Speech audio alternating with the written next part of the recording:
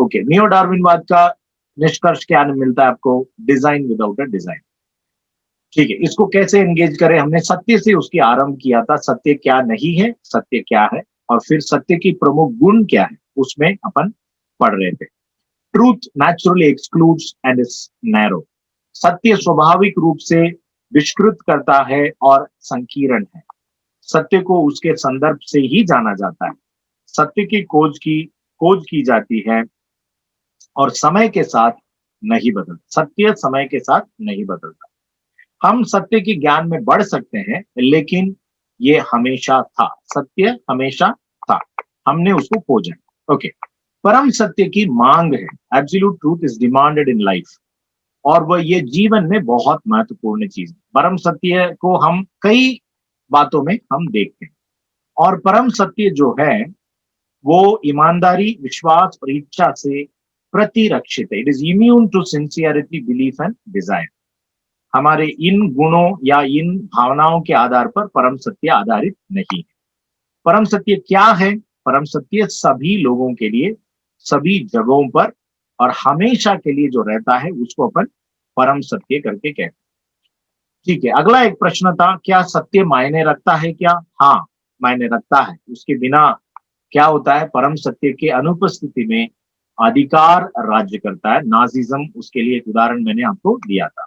Okay, सबसे आम निरपेक्ष सत्य का विरोधी विचारधाराएं जो एंटी एब्सोल्यूट ट्रूथ का आइडियोलॉजीज, बहुत सारा जो विचार है जो इस परम सत्य के विरोध में काम करता है, निरपेक्ष सत्य से विरोध में काम करता है। तो उसके बारे में आज अपन शुरू करते हैं। इसके बारे में हमें जरूर जानना जरूरी है।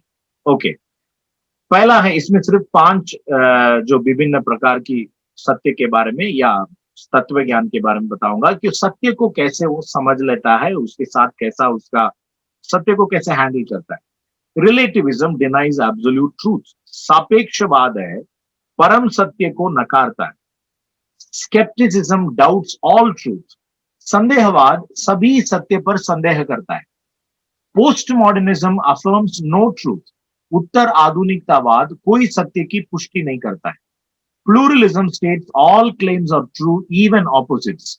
बहुलवाद यह बताता है कि सभी दावे सही हैं, यहां तक कि विपरीत भी। Agnosticism says that you can't know the truth. अज्ञेयवाद यह कहता है कि आप सच्चाई नहीं जान सकते। सो ये इन बातों को अपन एक एक करके देखते हुए जाएंगे। All these views are simply agnosticism in the end, a belief of unbelief. ये सभी विचार अंत में अज्ञेयवाद है, अविश्वास के ऊपर का विश्वास। अविश्वास के ऊपर का विश्वास को ही एग्नोस्टिसिज्म करके अपन कहते हैं। मतलब हम अपने ज्ञान से परमेश्वर को जान नहीं सकते हैं, ये विचार है। ओके, परम सत्य की अवधारणा को चुनौती, क्या क्या प्रकार की चुनौती है उसको अपन जवाब देना हमारे जो कर्तव्य है।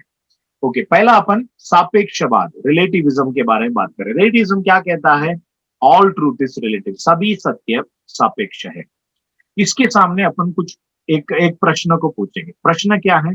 Does that include the above statement? मतलब ये जो स्टेटमेंट है सभी सत्य सापेक्ष है, ये जो वाक्य है, ये वाक्य भी इसमें शामिल है क्या?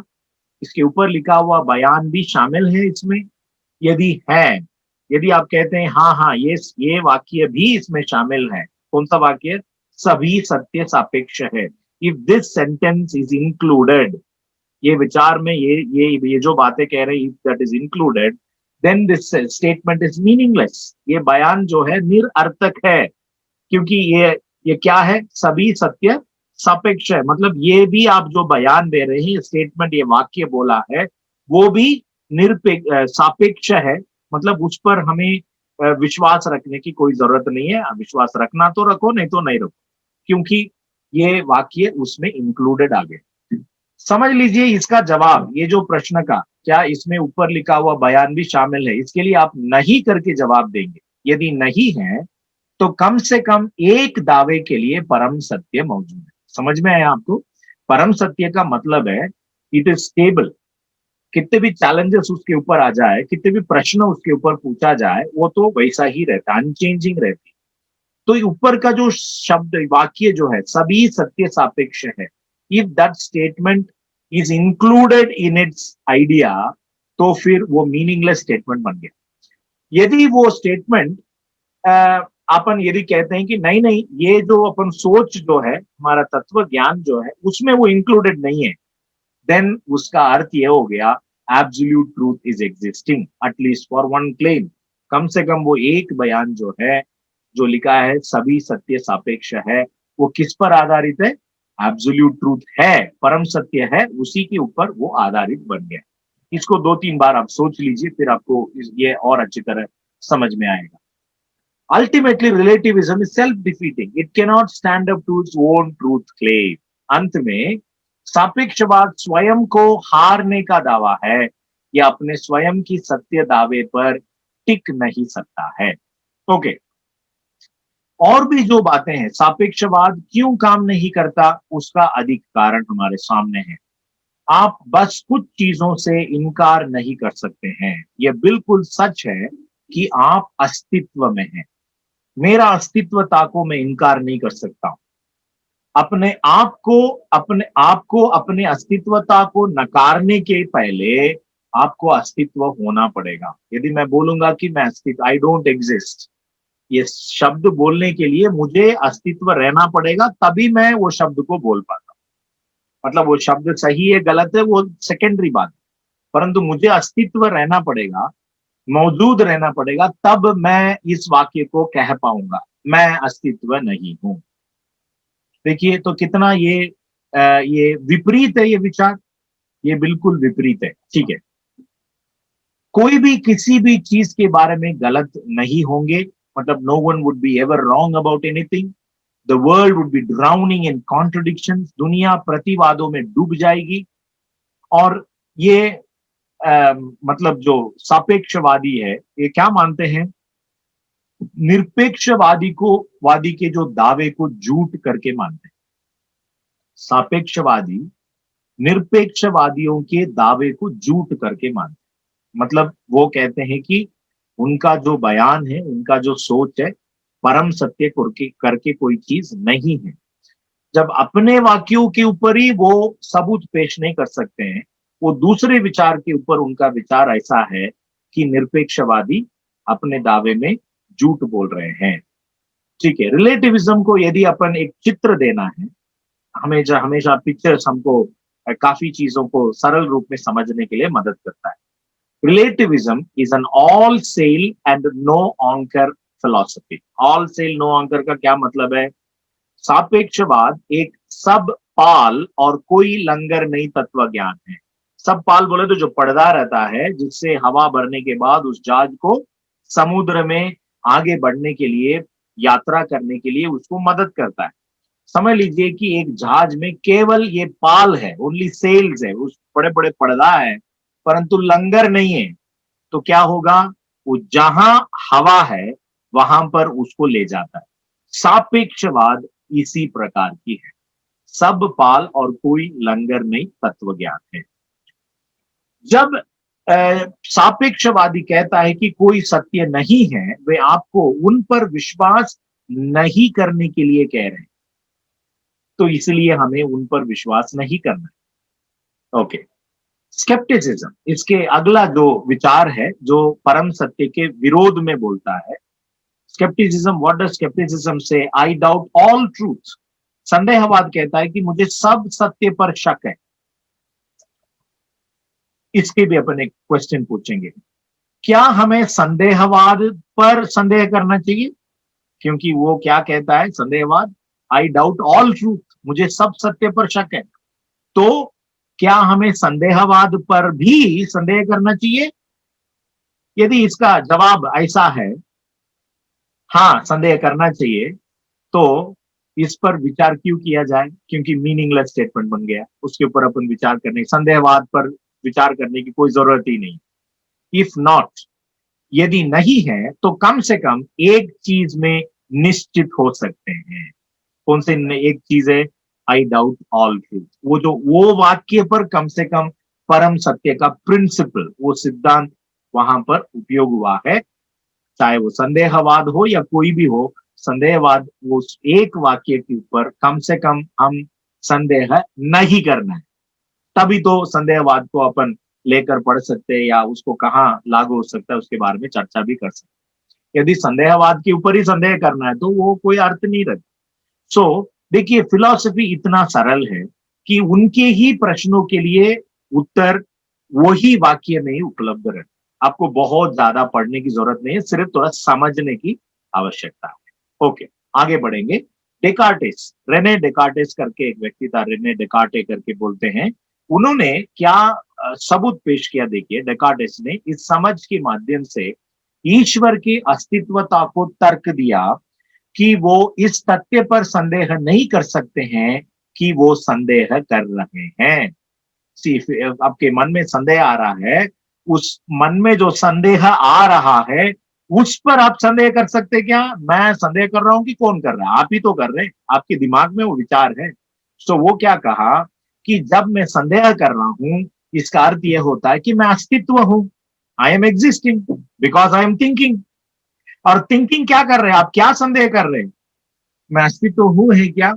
Am I existing? Am I thinking? मैं एक मनुष्य हूं है क्या? जब आपके मन में कोई भी डाउट आया, कोई भी संदेह आता है, उसके पहले आपको अस्तित्व रहना पड़ेगा। तो आपके अस्तित्वता के बाद ही आपके दिमाग में संदेह आ सकता है। तो रेने डिकार्टे परमेश्वर की अस्तित्वता के लिए, परमेश्वर की अस्तित्वता को सबूत पेश करते हुए यह तर्क को पेश करते हैं, देखो मुझे पहले अस्तित्व रहना पड़ेगा संदेह करने के लिए। संदेह मैं कर रहा हूं जिसका अर्थ क्या होता है? What does it imply? I am existing, मैं अस्तित्व में हूं। ओके, अंत में संदेहवाद स्वयं को हराने का दावा है, यह अपने स्वयं के सत्य दावे पर खड़ा नहीं हो सकता। बहुत सिंपल है, 3-4 वाक्य से ही एक पूरे सिद्धांत को आप नकार सकते हैं। पोस्ट मॉडर्निज्म, उत्तर आधुनिकतावाद। Post modernism, what does post modernism say? I affirm no truth, मैं कोई सत्य की पुष्टि नहीं करता। ओके, उनसे भी एक प्रश्न पूछेंगे, कोई सत्य की पुष्टि नहीं करेंगे, क्या हम इस सत्य की पुष्टि कर सकते हैं कि यह सत्य है? कौन सा? ये अभी जो आपने बोला है, कोई सत्य के ऊपर कुछ मैं विश्वास नहीं करूंगा, उस स्टेटमेंट के ऊपर हम मान सकते हैं, do we affirm the truth that there is no truth? If so, यदि है, then at least one truth exist. यदि ऐसा है तो कम से कम एक सत्य मौजूद है। If not, then the original statement is meaningless. यदि हम कहेंगे नहीं, वो तो हम उस पर विश्वास नहीं कर सकते हैं, तो उसमें वो आपकी भी स्टेटमेंट आ गया, विश्वास नहीं कर सकते, उस वाक्य पर भी विश्वास नहीं कर सकते, आपका बयान निरर्थक हो गया। तो देखिए, इस रीति से हम इन तत्वों को उन्हीं के मतलब जैसा बोलते नहीं क्या, होम कोर्ट में जाके उनको हराना, होम ग्राउंड में जाके उनको हराना। जैसे गेम स्पोर्ट्स होते समय ऐसा बोलते हैं, ये हमारा होम कोर्ट है, ये हमारा मतलब हमारा मैदान है, हम हमारा गांव में खेल रहे हैं, हमको एडवांटेज है, होम ग्राउंड है, होम पिच है। सो होम कोर्ट में जाके हराने का मतलब यही होता है। Postmodernism is an postmodernism is an epistemology that holds to the limitless uncertainty of words, with meaning having no point of reference. उत्तर आधुनिकतावाद एक ज्ञानवाद है जो शब्दों की असीम अनिश्चितता को दर्शाता है, जो अर्थ के साथ कोई संदर्भ नहीं। मतलब शब्दों का अर्थ समय समय पर बदलते रहता है। ऐसा कभी अपन देखेंगे, मैं अभी एक स्टेटमेंट, एक शब्द बोलता हूं और थोड़ी देर के बाद वो शब्द को अलग तरीके से, अलग अर्थ के साथ में भी बोलता हूं, और एक घंटे के बाद उसी शब्द का तीसरा एक अलग निकालता हूं, तो आप क्या कहेंगे? ये पागल हो गया क्या? अभी तो एक बोला और एक घंटे के बाद बदल दिया, वही शब्द का अर्थ दूसरा बता रहा है, और अभी और बदल दिया। शब्द तो एक ही है, परंतु उसका व्याख्यान या उसका अर्थ बताते समय बदलते जा रहे। पोस्ट मॉडर्निज्म एग्जैक्टली वही है, वो संदर्भ के आधार पर वो आधारित नहीं रहता है, वो अनिश्चितता मतलब अनसर्टिनिटी रहती है शब्दों का। अंत में उत्तर आधुनिकतावाद स्वयं को हराने का दावा है, ये अपने स्वयं के सत्य दावे पर खड़ा नहीं हो सकता। ओके, बहुलवाद। प्लूरलिज्म, प्लूरलिज्म क्या कहता है? Pluralism is everything is true, सब कुछ सत्य है, सब कुछ सच है, सब कुछ सच है। तो एक क्वेश्चन पूछेंगे, यहां पर एक चित्र है, वेरी प्रैक्टिकल क्वेश्चन है, is this woman both pregnant and not pregnant? क्या ये महिला दोनों गर्भवती भी है और गर्भवती नहीं भी है? ऐसा है? ये संभव है? मतलब गिवन पॉइंट ऑफ टाइम, अभी अपन उसको देख रहे हैं, इस चित्र से देखने से आपको क्या महसूस होता है या आपको क्या मन में आता है विचार? ये गर्भवती है, गर्भवती है वो अभी। परंतु यदि मैं बोलूंगा कि वो गर्भवती भी है और गर्भवती नहीं भी है, तो आप मुझे क्या कहेंगे? मतलब ये विपरीत विचार है, ऑपोजिट्स यहाँ पे आपको दिख रहा है, विपरीत विचार। बहुलवाद कहता है दोनों सही है, बहुलवाद कहता है ये दोनों विचार सही है। मतलब कौन सा है? ये महिला गर्भवती भी है और गर्भवती नहीं भी है। इसको अपन थोड़ा आध्यात्मिक रूप से प्रश्न पूछेंगे, परमेश्वर अस्तित्व में भी है और अस्तित्व में भी नहीं है, ठीक है?